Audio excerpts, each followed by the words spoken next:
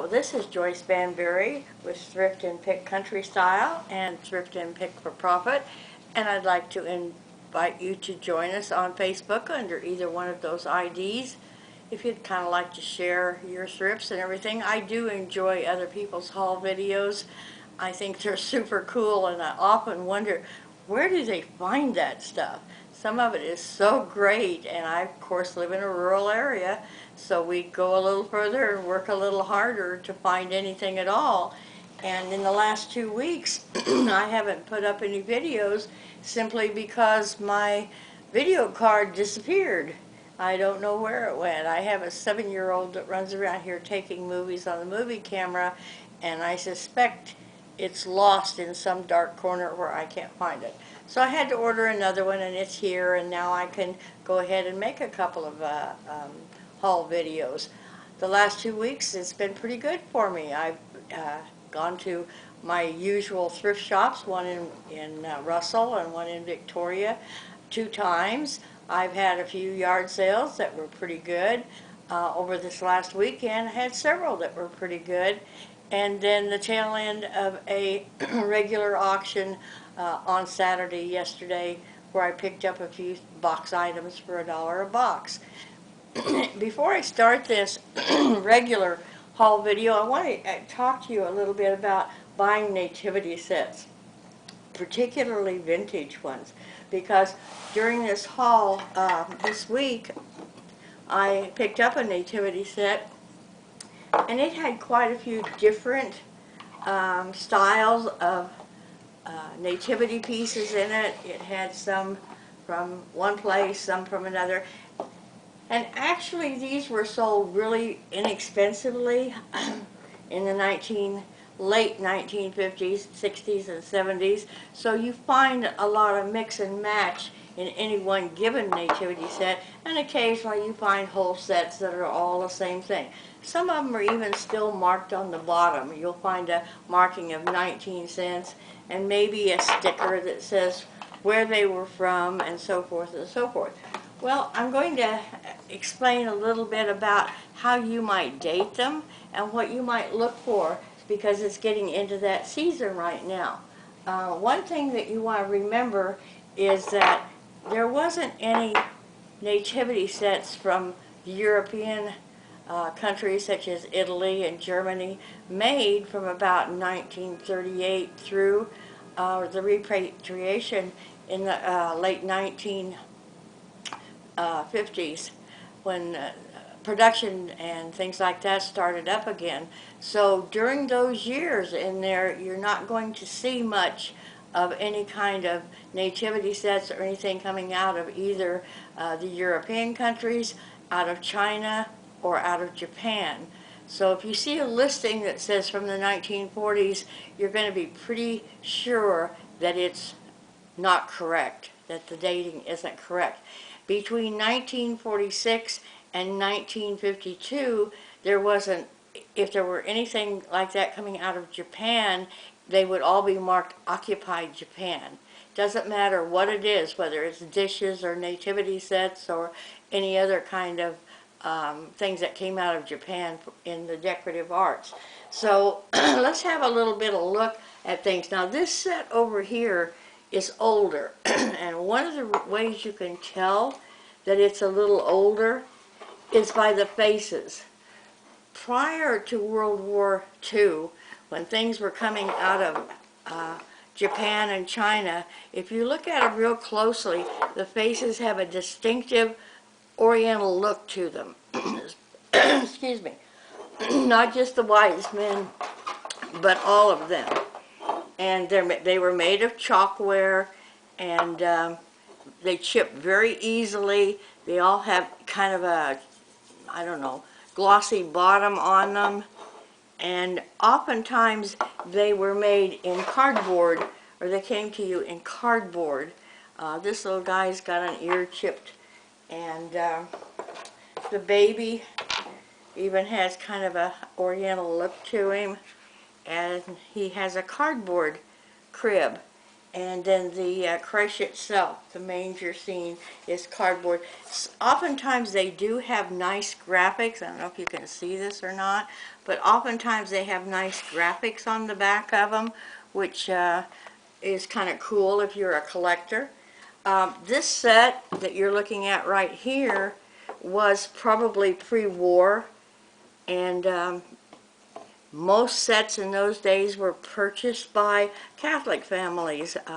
Protestant families didn't really start collecting nativity sets probably until after the war, even in the late 1950s and 60s.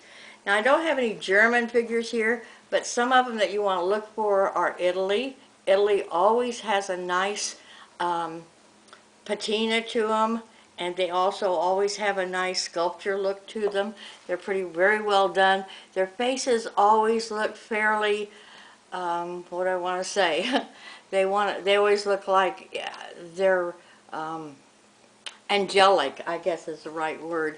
Now this fellow is made in Italy. He's marked 29 cents.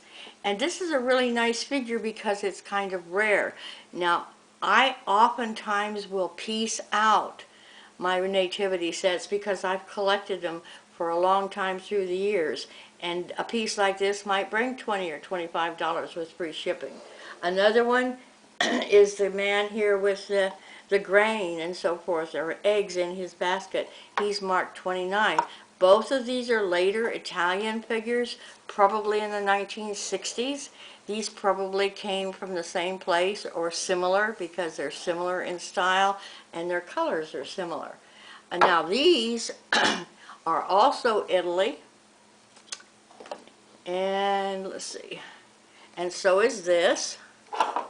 And I thought there was another piece. Same way with the animals. And these are all Italian. Now these are a little different era. These are kind of pre-Fontanini or Depose when they come out of here. These are solid. These are composition. And let me show you something about composition. I have a camel here that's probably not going to make it anywhere. But if you look at him, he's broken. He's just made of a composition material. And they don't break easily, and he's wired, so it does help to preserve the integrity of him, but he's not going to make it anywhere except to the trash can. But anyway, I wanted to show you what composition looked like. Okay, here's the other king. This is a pretty well preserved set. Joseph has a little ding on his nose, but what I found with some nativity collectors is that they really don't care if there's some patina on them. It actually can add to the whole overall look. And this is a little different too, this little angel. This is more, it looks more like a Fontanini angel. Let me tell you just for a minute a little bit about Fontanini.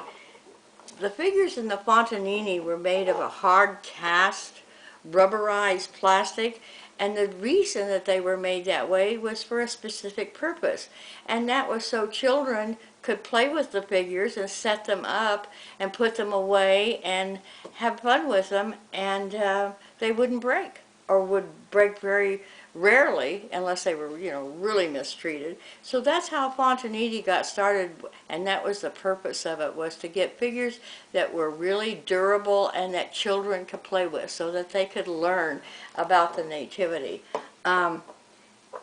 This is another Italian figure that's more like these. It's heavier. It's kind of a plaster composition material. He's got a broken ear. He's going with a camel somewhere in Never Never Land. I wanted to show you these.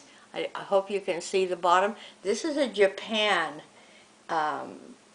nativity figure, and it has this little wreath here. And that's one of the reasons you can always identify them, but they're usually marked Japan. Here's another one. Same one.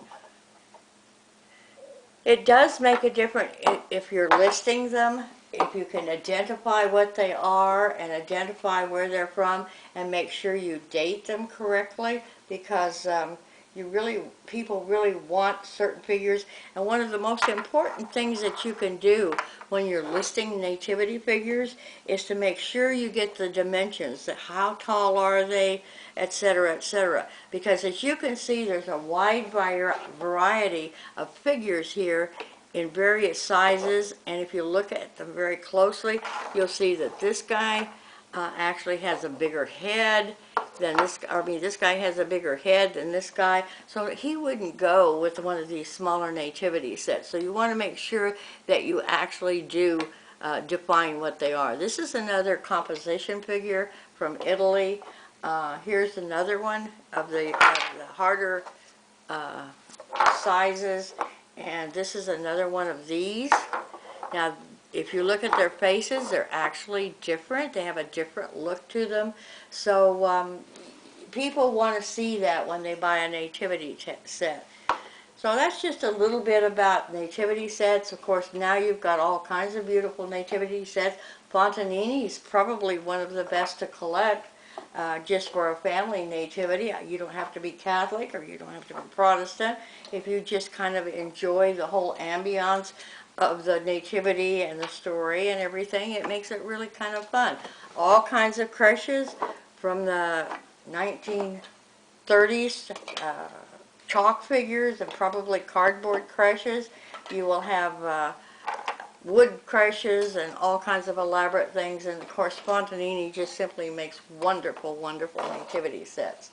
So that was just a little quick look at nativity sets. I've been collecting them for more years than some of you are old, and I'm not going to put this back in here because I don't want these to be chipped any more than they already are. Okay, so that's just a quickie information thing on nativity sets. In my experience, if you get nativity sets from South America and Mexico, some of those will sell quite well. Unusual ones that are well made, they sell well. So now let's go into the other part of the haul, which is I'm going to go through one box and then I'm going to break it up into a separate box haul just so it doesn't get so long. This is a Boyd's Bear wicker set. They have the animals that are stuffed that usually set in these. This is a complete one. It's really, really nicely made. And the new tag is still on it with all the information. And then there's a little settee that goes with it. And this has already been listed on eBay. I don't have a buyer for it yet. It doesn't really matter that it's a little dinged up because that's the way wicker sets are. So Boyd's Bears may not sell really well, but some of the pieces go for it. I think this is on eBay right now for $45. Little piece of jewelry. I don't buy a lot of jewelry because I just simply not sure that I can sell it. This is a pretty little 1950s, 60s lapel pin, and this is a enameled poinsettia pan. This is another one. There was a pair of them, but I see a stone is missing in this one, so he may have to bite the dust. I probably have this one up for about $12.50, and I probably have this one up for $19.95. And once again, my price point is usually $35, but there's always exceptions to every rule. And this was one of the basement finds in my house, so I thought I'd bring it up and show you how that goes too. This is an old Santa, probably from the late 50s or early 60s. It's a floral,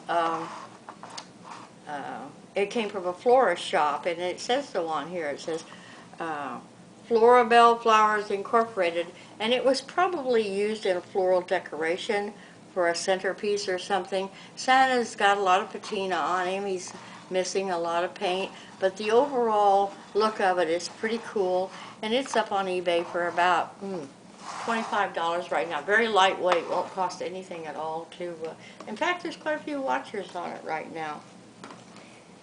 The next thing, and I have to tell you a little bit of a story about this.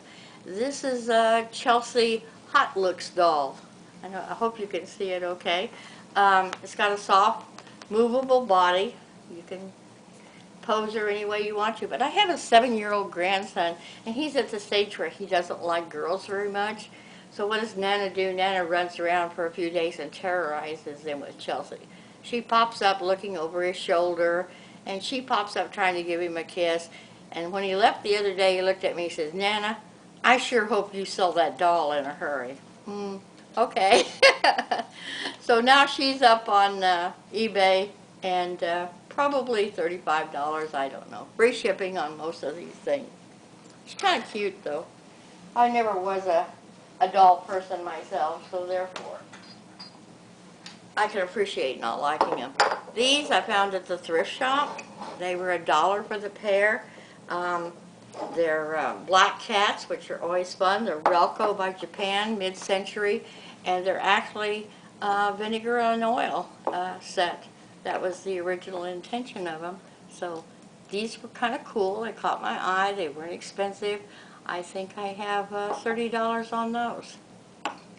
There were comparables on, and they were similar, so, you know, what can I say? Got kind of a bow on his neck, and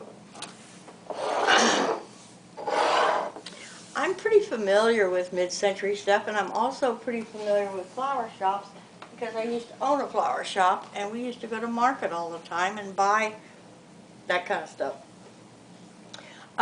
This is a tapestry, completed one, and I just thought it was really cool, and somebody might want it for a chair top or a pillow. It was framed. I took it out of the frame. Most of the, excuse me, frames for these things aren't very attractive and are not professionally framed, so therefore I just don't like to ship them that way. So I just take them out of the frame and sell them as a one piece completed. And I think I've got $35 on this too. I really think it's well done and very pretty. So lots of times your needlework completeds can go better than the needlework kits, which I sell some of those also. Okay, and then I have this pretty handbag. I don't know that it's branded in anything special.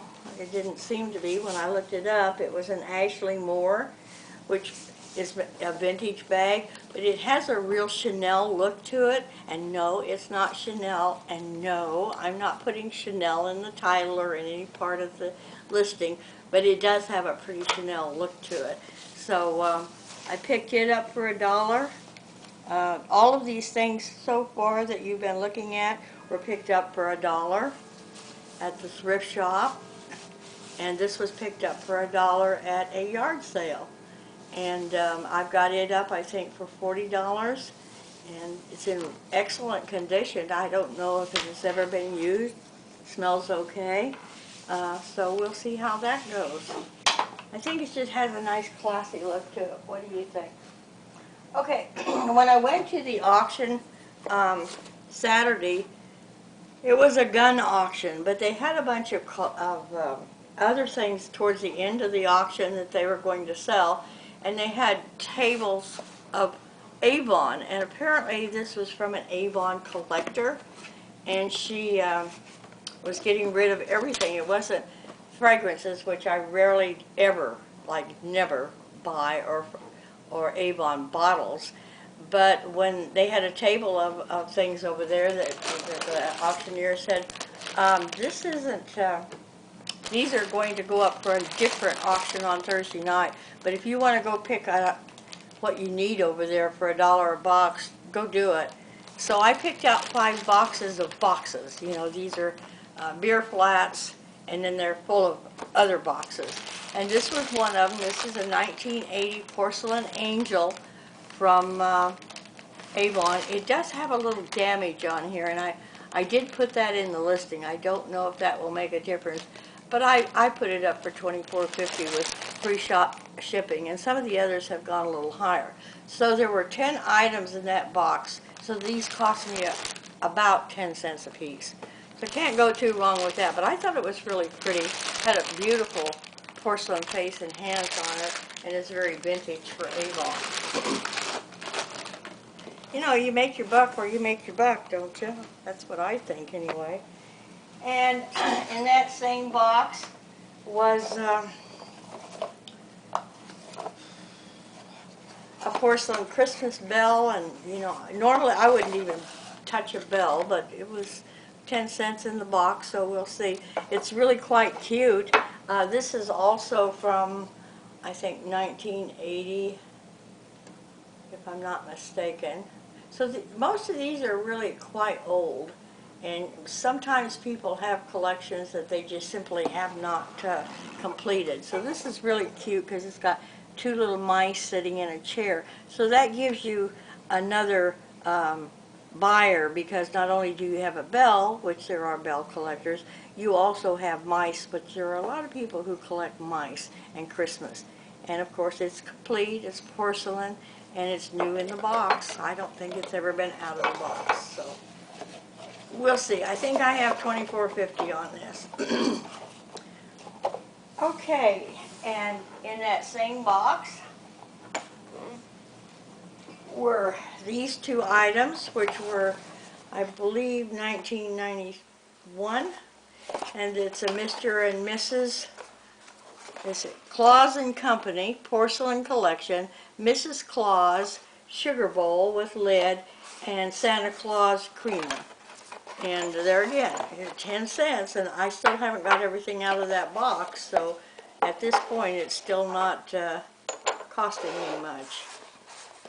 I think these are up probably for $29.95 to kind of justify the shipping 2 boxes, but they're not particularly heavy. I don't think they're going to cost a lot, but very pretty. You know, these are porcelain. They're all either made in 1983. They're all either made in Taiwan or Korea.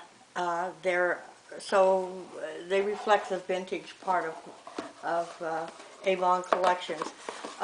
This is porcelain collection, and some of our others are gift collection, and then a few of them are other collections which I haven't, some of them I haven't even looked at. I got 4 more boxes over there I haven't even looked at, and some of them have more than this does in it. So that kind of wraps up this video, and I hope it helped you out a little bit. If you have any questions, please ask me. Please like my video, and please subscribe to me. And happy thrifting, and I'll see you again soon with another from this haul.